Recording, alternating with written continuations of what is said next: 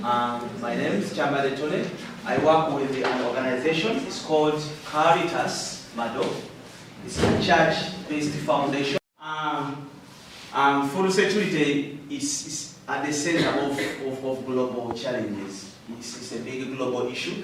And for example, when you look at these photos, they are interlinked to some point, but it all comes back to getting what people are supposed to eat. Some are involved in agriculture, natural resources, land, and people themselves. It's all a circle, it's a kind of a circle, but it all comes back to getting what exactly people need. They all need food to live. And go to the next. Here is some statistics. Like globally, this was a report which was established between 2011 and 2013, and it was showing that the total number of people, the whole globe, that say food insecure, because it says undernourishment, the people that are poor and fed, I mean they don't have access to nutrition. So you see the population of 842 million people is quite large, you see. And here it shows the country. For example, here you see Sub-Saharan Africa and Southern Asia, 292 million people. You see each would be a continent, but if you look at it politically, you see it is still a very big challenge, and it requires global or collective intervention. Feeding people. When you look at this pie chart, it shows the percentage, the small-scale farmers, the percentage of small-scale farmers that are involved in food production. It takes 50%.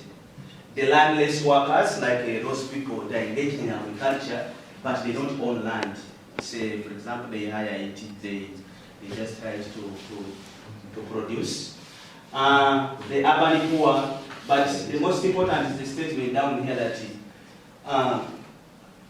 the poor, all the small-scale farmers, they are the ones involved in a lot of production, but at the end of that day, they are the people that go hungry in most cases. So the question is, why is it like that? The people who involved in production, almost it's the biggest percentage, but they are the very people that are crying of hunger. 40% of the world population work in agriculture. That is how the statistics say about it. Causes, which problems small-scale farmers face? Actually, these are the things I also see on the ground, because I work with farmers, I work in communities. For example, lack of access to productive resources. Uganda, if I may talk about Uganda a little bit, women engage more in agricultural production in Uganda, for example. Over 70% of the labor engaged in agriculture is provided by women. But these are the very people that don't have access to factors of production like the land. In Uganda, most of the land is owned by men, you see? And that's where agricultural production is done. But it's women who don't have access to it. Talk about access to credit, to some money to engage in agricultural production. It's a very big challenge at the national level and also to global level. Talk about weak market and also infrastructure. For example, like I might talk about a little insight about Uganda. People, yes, try to produce. For example, during harvesting time, people have food. But after a very short period of time, the very people that have been having a lot of food, they are the very people that cry of hunger and no food. And they waste a lot of food during harvesting time because they don't have any storage facility, no value addition. So those are still challenges that need to be talked about. And also lack of political weight, lack of influence. For example, farmers, they are not involved in policy formation, the policies that are guidelines that govern agriculture production and the like. The poor people or the small-scale farmers are not engaged in making these policies. So they don't have any say. Their views are not presented. So they just make policies or laws on their behalf and they are affecting them. So you see all these try to affect production. We have this cycle. For example, like if I might start from here, I see agriculture and rural development neglected. So, like some governments, all governments, they don't give small-scale production a priority. Yet, the biggest population, they're small-scale farmers, and they depend on it to live, get some income, and feed. So there's negligence. The government give priority to these big producers. You have acres and acres of land, so they give the priority. And if it's like to access a loan, they can listen more to someone who is having big chunks of land, who's going to establish, for example, land, or is growing sugar cane or palm trees to produce oil. So for them, it is even easy to access credit or to access a loan. Unlike the small-scale farmers, this leads to impoverishment of rural poor. So it's like a viscous cycle of poverty to the poor people because they are not being looked at as people who can do something. This has led to migration to cities. This is evident even in Uganda. We have so many youth that are leaving the villages to come to town because they don't see agriculture as something that can bring food to their table or that can have a future for them. So all these things have come up. There's focus on importation of cheap foodstuffs. I have been to Czech Republic. I've involved in a forum for NGOs, and we've been talking about food security. So there was a farmer representative, and she was talking about the biggest challenge that they are facing as farmers. I'm saying that they are facing a very high competition of these imported foodstuffs, and the people don't want to buy their products because they are claiming that their products are expensive, their food is expensive. So people prefer going to supermarket and buy the imported food. So you see that the locals or the small-scale farmers within the country, again, they have these challenges. Probably the government or the policymakers need to review, and also these people be considered. So this is also kind of a cycle that you see that all this comes down to people and to some extent affect production. Right to food, yes, I think everyone have the right to have food, you see. It's everyone's right to have access to food, just as this statement states. I have use of resources. So these resources are interlinked because if you want to engage in agricultural production, this cycle, water, land, and access to energy. So we are looking at the big factors of production. Land, okay, go next. I think those are just. For example, land needed for production. This is like an insight to show that if, for example, like a kilogram of, for example, beef, the kind of land or space you will need in terms of meters squared. You see, this takes the biggest percentage: pork, chicken, and vegetables. Probably they take less pieces of land. Go next. So there is interlinkage between food production and changes in climate. But to make matters worse is that the changes in climate, they affect mostly agricultural production. A lot of floods, like for the case of Uganda, floods are not so common, but drought. We have now too much drought. We have pests and diseases that have come up. So there's interlinkage between food production and changes in climate. But again, to some extent, these ones are humanly induced. Because like when you look at this industrialization, mechanization of agriculture, use of these tractors, cutting down of trees, the forest for large scale, for example, plant only one type of crop, this monoculture system, you see. This mechanization to some extent has done negative to our climate. Talk about this transportation in big vehicles producing smoke and the like, use of fertilizers, you see. That's why like in our organization we we promote sustainable agriculture, and sustainability means like using systems that benefit the current generation without compromising the future generation that use resources sustainably. If you have to use soil, you apply soil fertility management practices that are sustainable, that don't, for example, destroy the living organisms in the soil, that are very sustainable, like the use of organic manure and the like. So climate change as the agriculture as the victim for climate change. There is change in average temperature, change in rainfall patterns, like for the case of Uganda, the patterns have changed. Sometimes, because we have two seasons in Uganda, we have the rainy season and the dry season. But you may find that at the time where people are supposed to plant, yes, they plant, but sometimes it takes long to rain. Or it rains when it is insufficient and crops can't grow well. Sometimes it is too much, causing floods and destroying, and soil erosion, destroying the crop. So the patterns have changed. So you can go to the next.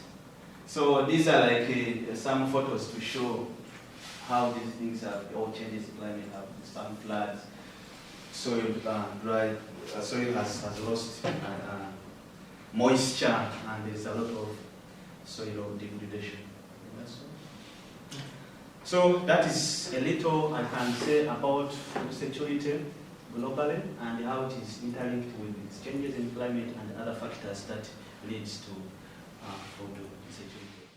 But what we are doing, like as an organization, like the people involved in the development, is trying to give trainings and bring these people together so that they can market their coffee. I'll talk about the coffee because this is the international export, crop that people export, and all people in Uganda are looking at coffee as the crop where they can get income.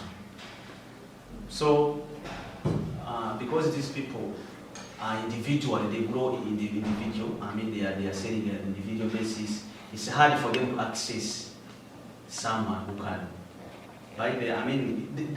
Those who can buy coffee are there, but with a lot of exploitation. So it's the buyer who dictates, and that's the reality. Someone who comes to buy dictates the price. So they don't have a common price for their produce.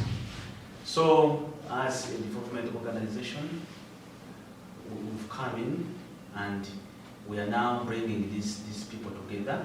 Initially, we started with the making farmer groups. We've been working with farmer groups, but again, issues concerning prices has been very poor. So we are bringing these people together to build farmer cooperatives, coffee cooperatives. We have started already. I think like some 1.5 years back, we've been doing a lot of training, sensitization, encouraging these people to come together, and then they can sell their coffee collectively in bulk, because that is the way to go. That is the way of accessing a good buyer, because someone will want to come from, for example, Kampala or capital city or somewhere, and then comes when you have only one bag of coffee. So that is the first step we are taking. But like in my organization where I work, our directors, what they want is that these people, they are joining this fair trade system, because they looked at it and they saw like if these people are really organized, they are able to have their coffee. They have large quantities, they are bulking it, they are collecting it collectively. It will be easier to have someone who will offer like stable prices. People will be sure that their coffee is having a market, and they will have fair prices for their coffee. So we are looking forward to joining the fair trade system, because we have some coffee farmers, cooperatives. Those ones are in eastern Uganda, and they are dealing with the Arabica coffee. In Uganda have two coffee types. You have Arabica and Robusta. Central Uganda Robusta because it's lowland. Eastern Uganda is Arabica, it grows on highlands. So for them, there is a very good promising cooperative. Actually, it's now like a reference cooperative in Uganda. For them, they joined fair trade already. And I'm telling you, farmers are doing well. Farmers are sure that if I produce such and such a quantity of coffee this season, I'm sure this is. So you go, you grow your coffee, you labor with it, you put in energy, knowing that this is what I'm going to get at the end of the day. And those are the people already in fair trade. So their system is moving well. So that's the little I can say about fair trade. But as an organization, that is where I work, we are setting our people to, because the other ones it's now a reference place. See how farmers are benefiting from being in a fair system. See?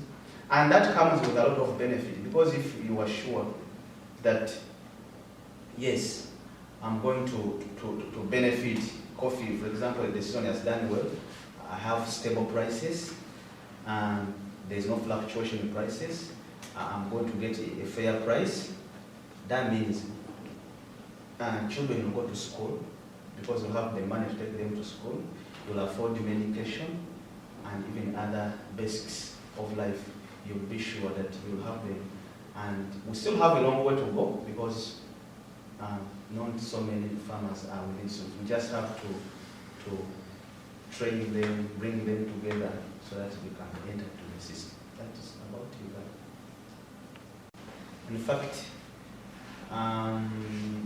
over 70% of Ugandan farmers, small-scale farmers, and in Uganda, agriculture, everything is grown in a mixture.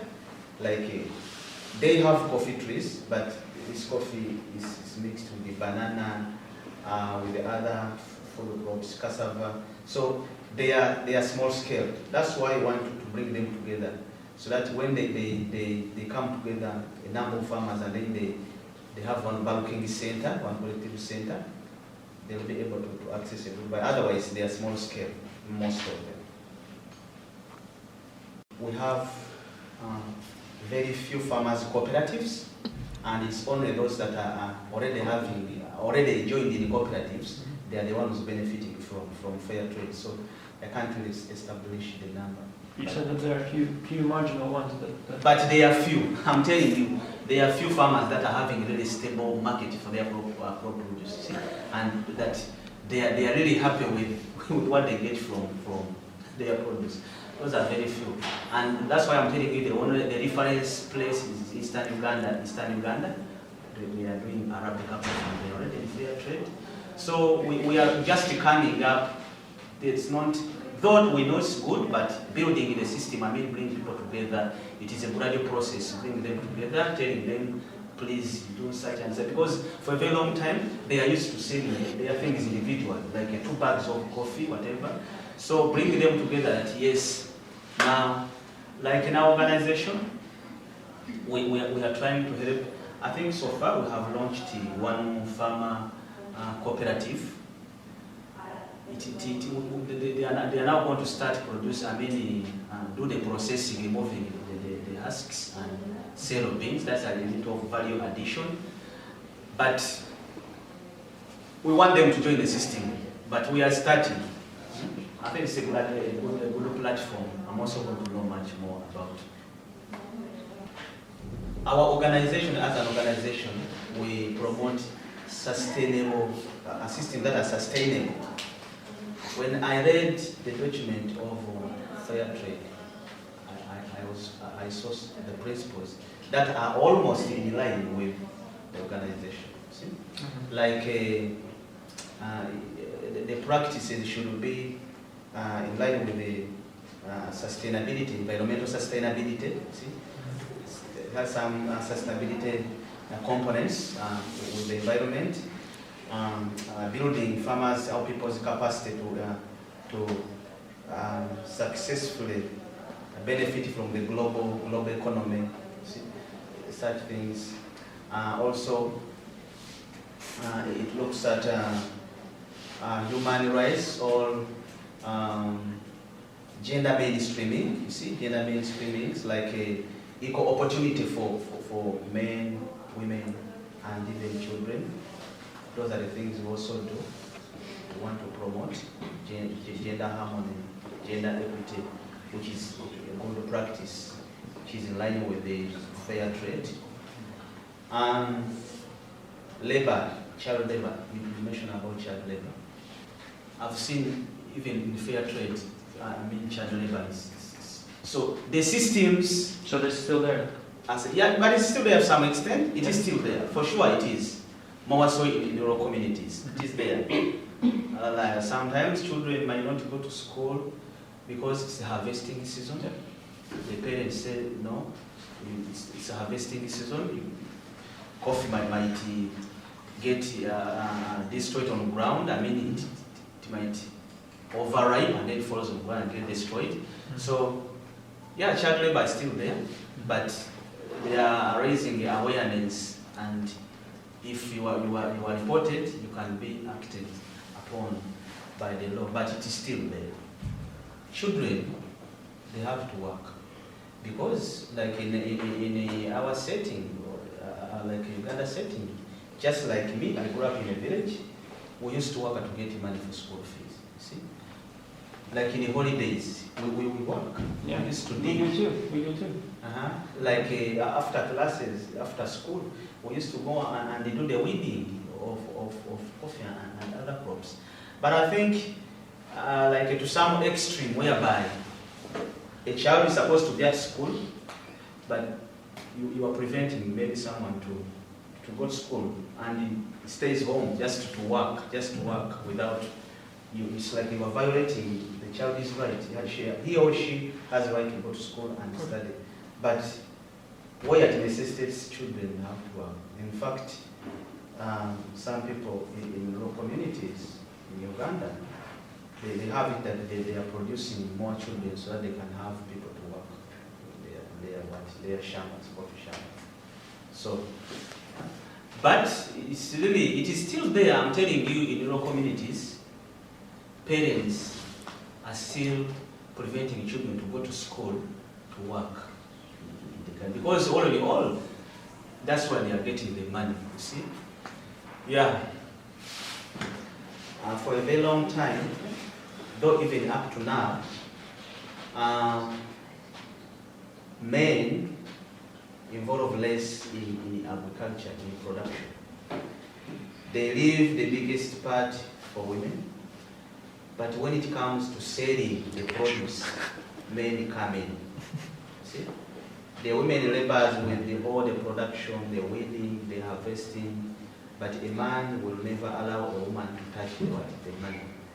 So a man comes in at the level of selling. When we look at statistics, shows that the labor, most of the labor, agricultural labor in Uganda is provided by the women, even up to now. So it's a very good challenge. And some men, some people are hesitant to change. They don't want to change. If you come in like a government organization, bringing these gender mainstreaming workshops and the like, say that no, you should not leave all this to women. You should work together. Yeah, you should share benefits together. You should share with the woman how much you have got from your harvest. Involve the children so that even if they have gone to dig, they know, yes, we are digging, but at the end of the day, when coffee, for example, is sold, I have a share to go for school fees, maybe I'll even get a shirt to wear. So, but some communities are very hard and they don't want to change. And to those who are like trying to embrace this idea of gender harmony, working together with the women, not leaving women in the biggest part to labor with. Some are like the men, though they are changing, but they also fear pressure from other men who are not, because they say, what's wrong with you? Maybe the woman has bewitched you. So if they see a man, for example, like doing what? For example, like helping some of the activities at home, like cleaning the compound, say. For example, entering the kitchen, helping a woman, see. Some other community, fellow men, they are even almost attacking this man. Say, man, what's wrong with you, see? So, but some are changing, and the communities, I mean, like families who are like putting, there is peace and harmony in the home, see? But though it's still a very big challenge, and people are quite hesitant to change, but with the time and with a lot of sensitization and effort, people, they will change. Some have started changing already, which is it's a good thing, though it's also still quite a big challenge for people to accept it completely. Some related to culture, because in the culture, like in our culture, it was like a man is not even supposed to enter the kitchen. That culturally, that's how it was to be. That if a man was seen in the kitchen, you are related to someone who is greedy, that you are very greedy. How do you enter the kitchen, for example? You see, some is related to culture.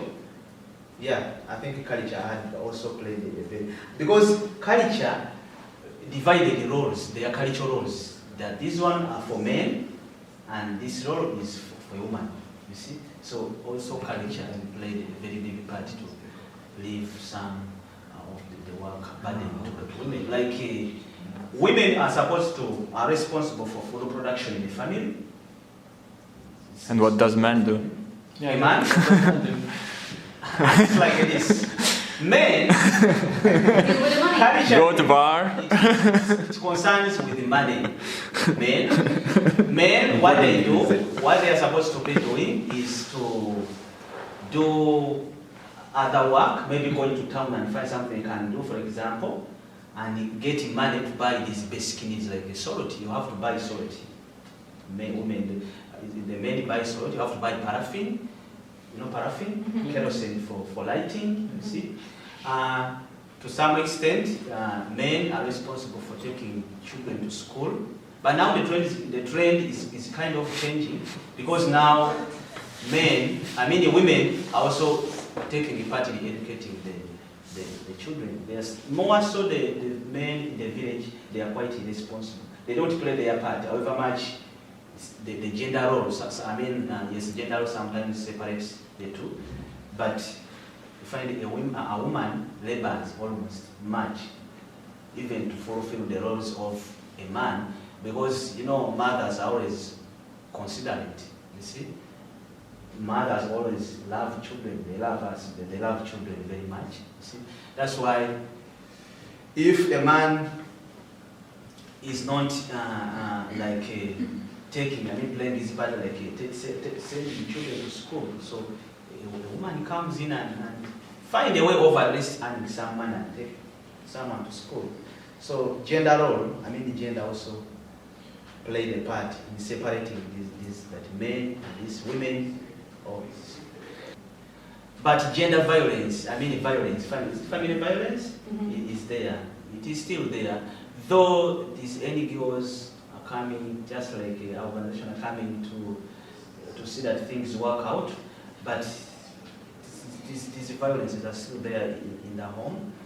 And women, as women, yes, things have been. So women love, when it comes to this gender mainstreaming, women love it most, because they also want their men to play part, to do things all together. Because these people, like in rural communities, maybe to tell you this, 85% of people in Uganda, they live in the villages, rural areas. Only 15%. If I talk of communities, you know the kind of percentage of people I'm talking about, you see.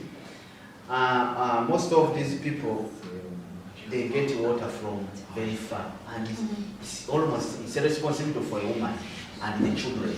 Women a woman and her children are responsible for water at home. So we find that really these women labor a lot to ensure that family life move on. See, that's why this gender mainstreaming are important, so that even men they should drop this culture, some of the cultural norms that drag them behind, drag the whole thing behind, and embrace this gender perspective, so that there's harmony in all. People I should say, they are very united. I'm telling you, people are very united. Each village, each member on the village knows one another. They breed, they unite. And what we have a lot of social kind of events that unite people. For example, during like a wedding, almost the whole village is called. See, to come and attend. Yeah. So you can't leave a village member out when your son is wedding. You see, they all come and there are very many people there. You see, people go to churches. See, people go to church on a Sunday. So that is another social event. So, like also burials, when people go for burial, someone has died. It's like I don't know how I can call it, but you look at an outlier or a very bad person of the community. If someone dies on the village and you don't go for burial, so almost the whole village goes for burial. So all those events unite people, and you can't live on a village like for a month with a new person and you are not known. People can have to know you.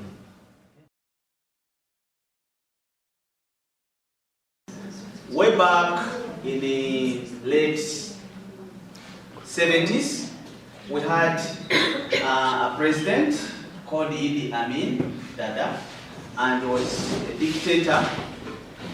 And there was a war to overthrow the government, his government. And around 1979, he was off the power.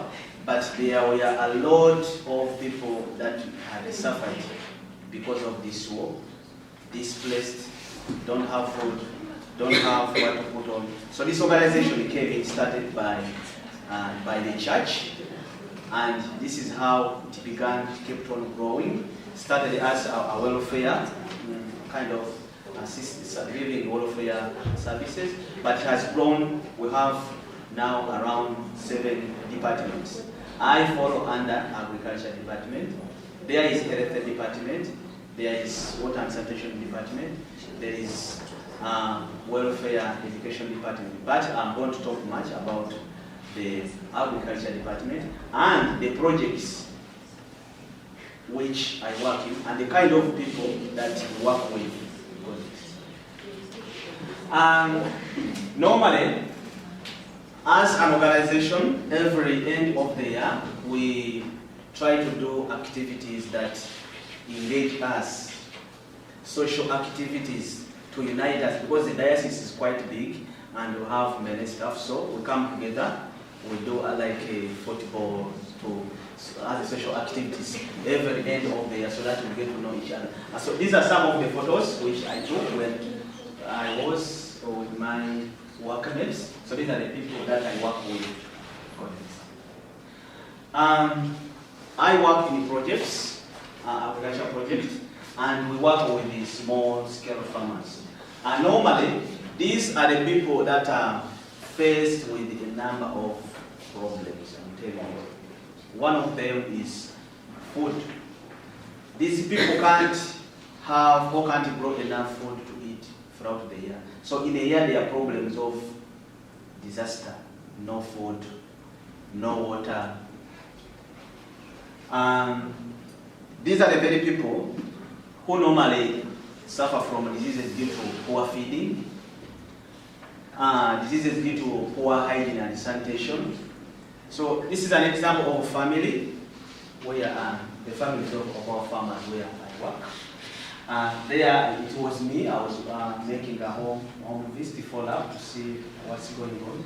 His house, behind is his kitchen, somewhere there, and this is where he dries his cups, his saucepans under the sun. I give training to farmers. I teach them how to do good agriculture so that they can harvest more from their crop produce. And this is an example of a village group. I told you that we put these farmers in groups and then we give them trainings So it's an example of farmer group. This was me talking to them, so the chairperson, and these are some of the members of the group. This is our traditional wear. Women put on this long dress called the goddess. We train our farmers how to grow vegetables, and again using organic manure. And not only do we tell these people to grow vegetables, but we encourage them to eat these vegetables so that they can boost their nutritional status. So you see, there are some cabbages, onion, and some other vegetables. So these are the people that we work with. This is an example of our cattle. So our cattle is raised on communal land, raised communally. And this is one of the photos. Unlike other days or way back, but now things have changed a lot. There's a lot of, we have so many long or drought seasons, and sometimes the grass is not there for animals. Sometimes the rainfall is not sufficient for farmers to grow their crops. So, and the diseases are now, we have so many new diseases that are coming now. And all this slow down production and leads people to discuss hunger. And normally, we are now trying to help these people change these farming systems and improve on their cattle by doing the artificial insemination, and also training these people to start rearing their animals using in houses. Like this one, it is in the house and it is an improved breed. Again, you see this channel. We train these people to do what we call biogas, to produce the biogas using this. So it is a three number of channels. We use cow dung to produce this biogas. And this biogas is used for cooking and for lighting. Though we can't go very far due to funds. Sometimes, okay, the major challenge is funds to extend. And the diocese is big, but the coverage is small due to a number of factors. Again, we got ready to train farmers to improve on their hygiene and sanitation. I'm telling you, washing hands in the rural communities is not important to people. I mean, they don't look at something important. That's why there are so many diseases related to hygiene and sanitation. So we do a lot of sensitization and training to tell these people that washing hands is very important. So that is one of the facilities. That was me demonstrating to the farmer of how we should do it. Normally we have a facility we call it a tippet tap. We put water in a jerry can, like this one. Water is in a jerry can, and then a piece of wood. It is stuck here, so that it can. And you put a rope, for example, it could be like a rope, and stuck in the water. So you just press on it like this, water will flow. You wash your hands. And normally there is a piece of soap. There is a piece of soap hanging around here. So you touch the soap, you press, water will flow. You don't need to touch it, and normally I will tell them not to touch it because they can again bring germs if everyone touches. So you don't touch. You use the steps, you touch the soap, and it has proven to be very efficient for farmers. And farmers are adopting slowly. So some have it. For the next. I took photos when I was in some village. So those are some of the commonly water sources, where people get water from. They are not protected water sources. Normally people access water through these channels, the streams, the swamp, the valleys. But I'm telling you, a lot of runoff from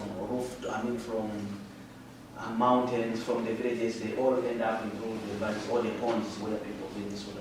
So there's a lot of contamination, diseases are there, and you see people standing, and that's why they get water. And sometimes, as I showed you, that cattle just graze on communal, sometimes it ends up into these waters because they are open places. Cattle sometimes ends up there, and they are the majority of water sources that are there in the communities. They're not piped water, piped water.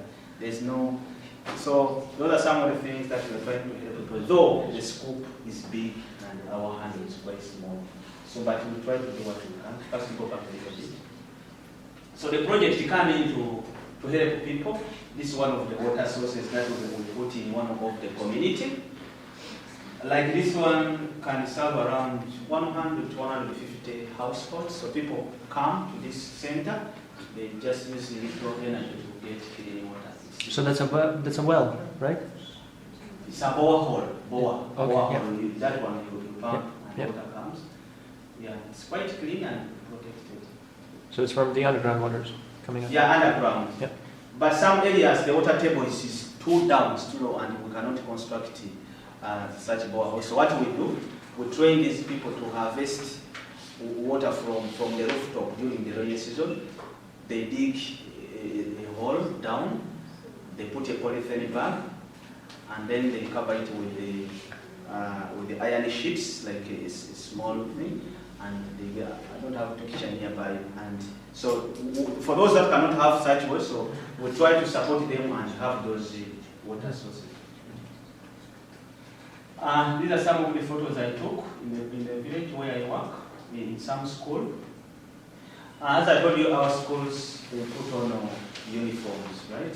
So this was the uniform. Some are in layers, like what they don't have, they have not yet got money to buy the school fees. And schools are considered, they can make them to study for some time. Afterwards, when they get money, they buy uniforms. So this was the uniform of the school. I took it in one of our communities. As I told you that children are many, and this was a government school where I took this one. The children are many, don't have where to sit. There's a lot of problems and challenges that this encounter. I'm not saying that every school is like this, but some schools in Uganda are like this, just as you see here. The structures are not enough. So the school improvises to put something, a temporary structure for them. Just as you see here, I took it somewhere in the Masaka district, where I come from, the community. You see these ones, containers, the students pack a food from home. It could be cassava, it could be sweet potato that they eat, for example, lunch or break. So they were sitting down, but some were under the tree because the classrooms were not. I think they were only 3 rooms, and they were reserved for candidates, those ones in primary 7 and in primary 6. So the rest we had to improvise to find where they can study from. So that's the kind of situation and the school that in Uganda, but in town and some we have, but they are also average. They are not good schools. The structures are a problem.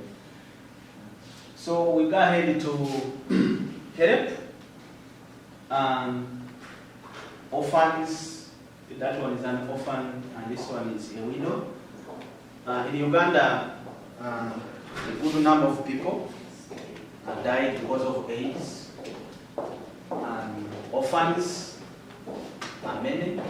So this project coming to offer a helping hand so that these people can also live, can earn an income. We give them like small animals like pigs, because pigs, someone can easily look after it. Some will give them the goats so that when they produce, they are able to buy, for example, paraffin. People use paraffin for lighting. If you don't have money to buy paraffin, you just have to enter the house when it's still day, when it's still light. So sometimes they don't have paraffin for children, like to do their homework when they come back home. So we really come in to see that these people at least can have something they can earn and have a better life. Otherwise, things will be so worse. But we don't do much because the population is big. Okay, right? So again, through the project, we train these people to, saving is not a culture. People don't save. But we want to restore this idea of however much you have, you need to try to save. So we bring these people together in a group, and like in a month they can sit twice, and each brings like 2,000 or 3,000. Each day you come, you bring 3,000. 3,000, the equivalent of Uganda money to a euro. 1 euro is equivalent to 3,500 Uganda shilling. So a person, at least when they've come together, one should bring at least €1. So that money is collected. For example, if you are 20, it is collected, and one of the member borrows it like a loan. He takes it, for example, to buy seeds for the season, to buy, like to use it, to be school fees for the kid. And when you bring it back, you bring with some small interest. So that cycle has also helped people a lot, because they are able to help themselves, because nobody is going to help them. So train them to do that small saving, so that they can do something for them. Again, the orphans, those who are vulnerable, some are HIV infected youth, we will bring them, and then we train them to do, call them hands-on activities, like building, sewing, carpentry. You see, they learn these skills so that they are able to find what they can do and earn a living for themselves. This project do a lot of things, but I'm just giving you highlight. These are energy saving stoves. So these are some of the, I took it from some family. This is a modern, we call it a modern or improved cooking stove. Normally, people use this 3 firestone, put 3 firestone and then put fire. But it wastes a lot of fuel. And one of the things that we observe as an organization is to conserve the environment, reducing the cutting down of trees and promote plant trees. That's what we tell people. So what we do, we train these people to construct this energy saving. So you have one inlet of firewood. People use firewood. You have one inlet, but you can cook 3 saucepans. You can put 3 saucepans at once. So that's one of them. You see, here is a food. You are cooking food, and here is a kettle, and that side was also some place. Yeah, that's it about my work. You can ask questions. And thanks a lot, Tonny, and all your questions.